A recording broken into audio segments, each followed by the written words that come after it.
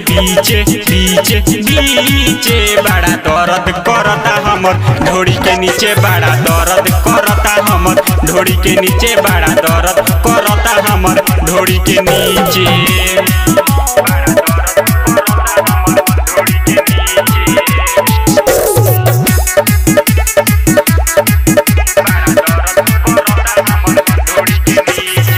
घर में घुसले खाएला पूछले रहले सखी छेना बड़ा डर लागल जब कहल सोमे से देना।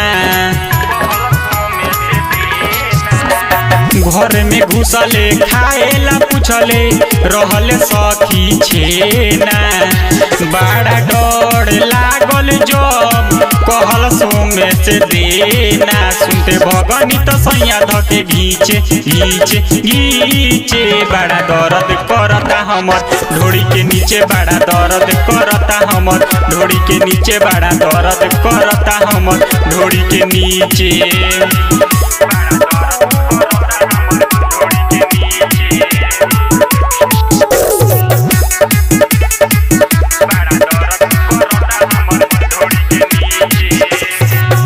उठैले लगे सुतैले लाजे हम ना बोली राइटर फिदा असलम खोल देले हमर चोली।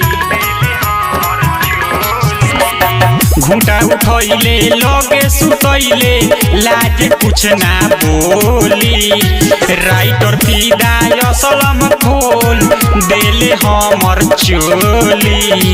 हैदर हल चल पड़ल बाटे पीछा पीछा पीछा बड़ा दर्द करता हमर ढोड़ी के नीचे बड़ा दर्द करता हमर ढोड़ी के नीचे बड़ा दर्द करता हमर ढोड़ी के नीचे।